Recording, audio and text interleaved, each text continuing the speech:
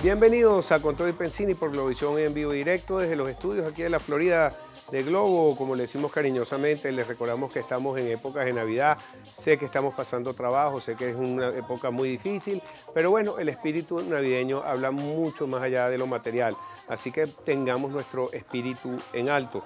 Por cierto, quería leer una de las noticias en la primera página de Globovisión, que Corpoelec ya reactivó parcialmente el servicio eléctrico en Caracas, Vargas y Miranda, que se fue la luz en la mañana de hoy. A través de su cuenta oficial de la red social Twitter, Corpoelec detalla que las zonas que aún se encuentran sin servicio eléctrico son Altamira, parte de Chacao, Bellomonte, Boleíta, Santa Rosalía, San Bernardino y Cotiza, La Florida, Guarenas, Guatire y Vargas. Pero vamos a pasar directamente entonces con nuestro primer invitado de hoy, es Jesús Cacique, economista, @Jesús Cacique 1. Jesús, bienvenido al programa, ¿cómo estás? Muy buenas tardes. Buenas tardes, Pedro, encantado de estar en tu programa. Igualmente, ¿y tu papelito?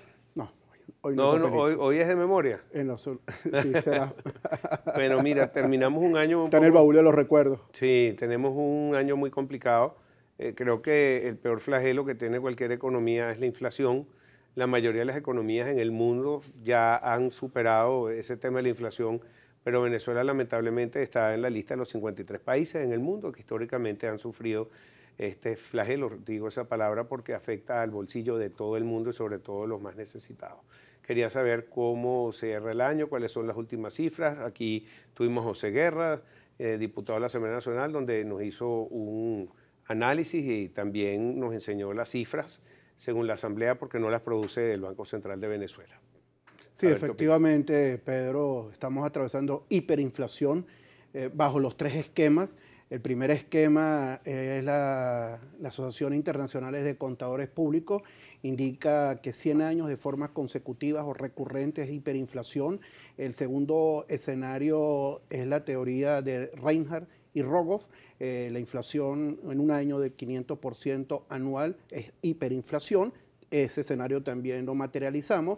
Y el tercer escenario es la teoría de Philip Kagan en el año 1956, que indica que hiperinflación es el 50% intermensual. La Asamblea Nacional publicó la inflación del mes de noviembre, fue 56%. Esto indica que estamos en hiperinflación. Si aplicamos el 50%, la teoría de Philip Kagan, en un año, significa que la inflación sería 12.376% con un promedio del 50% intermensual. Yo estimo que este año vamos a cerrar con una inflación aproximadamente de 2.280%. 50% intermensual quiere decir en promedio. Que si una harina de maíz cuesta 100.000 bolívares, por decirte algún número, el mes que viene cuesta 150, el siguiente 300, el otro 600, es decir, que es una curva exponencial. Muy buena tu aclaratoria, Pedro, porque en reiteradas oportunidades, incluso en el Twitter y en las redes sociales, hay una gran interrogante en materia inflacionaria.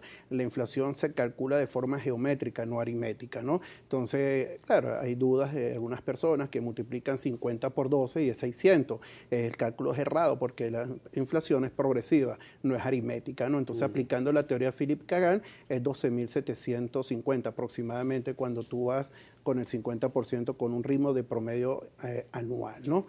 Y bueno, la inflación de este año, como te acabo de indicar, la proyección del FMI era 2.530%. Bueno, este año vamos a cerrar con 2.280%, prácticamente muy cercana a la proyección del Fondo Monetario. Claro, la publicación del Fondo Monetario fue en otrora, es extemporánea, hay que esperar la próxima publicación del Fondo Monetario Internacional y ahí rectificará las cifras para el año 2018, un año muy difícil y muy duro para todos nosotros, claro, los venezolanos. Pero te pregunto algo, no es fácil, por ejemplo, para un gobierno decir, bueno, yo decreto que los precios vamos a ponerles un precio de venta al público y no pueden vender por encima de este precio. ¿Cómo eso no detiene la inflación? ¿Qué es lo que ocurre? ¿Eso no sería una medida como de sentido común? Porque muchos lo piensan así. Bueno, la gran interrogante es qué ocurrió con el decreto de emergencia económica. El decreto de emergencia económica entró en vigencia en el año 2016. La Constitución establece una sola prórroga. Se han establecido 11 prórrogas.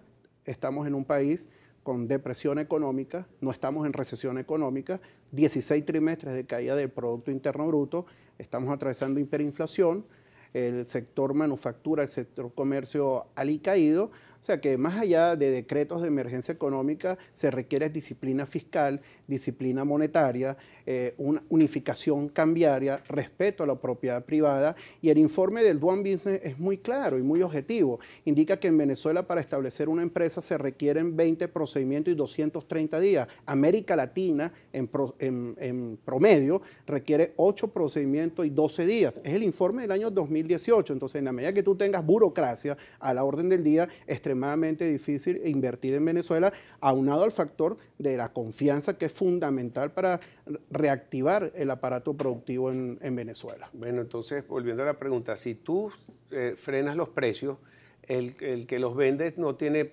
cómo comprar el nuevo producto a un precio mucho más alto y se desaparecen la historia de los controles ha sido nefasto. Si tú estableces un precio X para un producto y en la medida que continúe la emisión de dinero vía Banco Central de Venezuela, la máquina a todo millón emitiendo dinero donde no hay respaldo de la producción de bienes y servicios y los precios están por debajo de la estructura de costo, bueno, el resultado de la economía es escasez, ¿verdad? Y penurias para todos nosotros los venezolanos. Incluso en economías hiperinflacionarias los precios se van acelerando de una forma bien vertiginosa y acelerada, ¿no?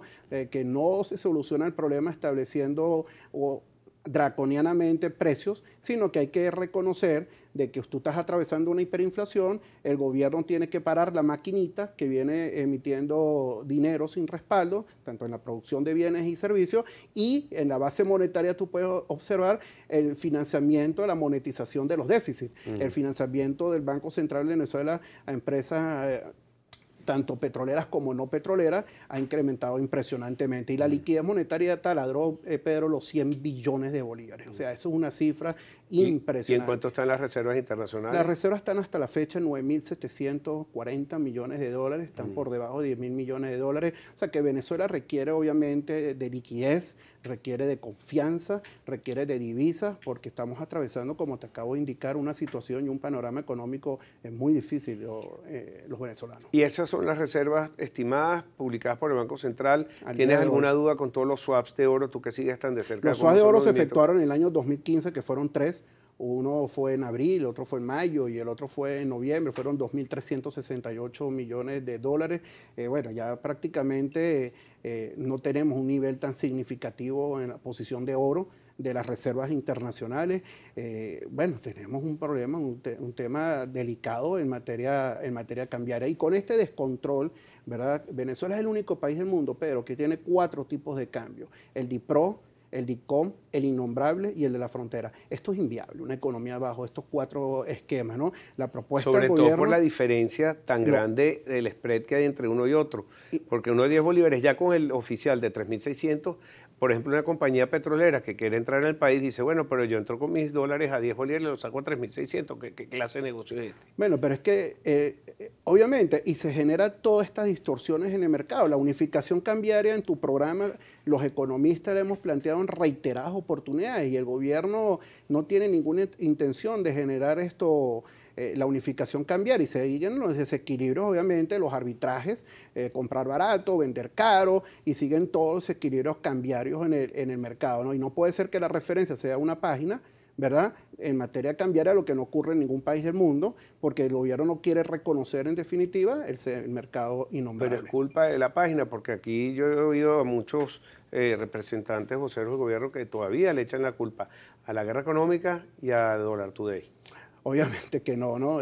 La guerra económica, Pedro, la realidad que estamos atravesando es depresión económica. Tenemos que ir a una pausa, ya regresamos contigo, Jesús Cacique, aquí en Conto y Pensini.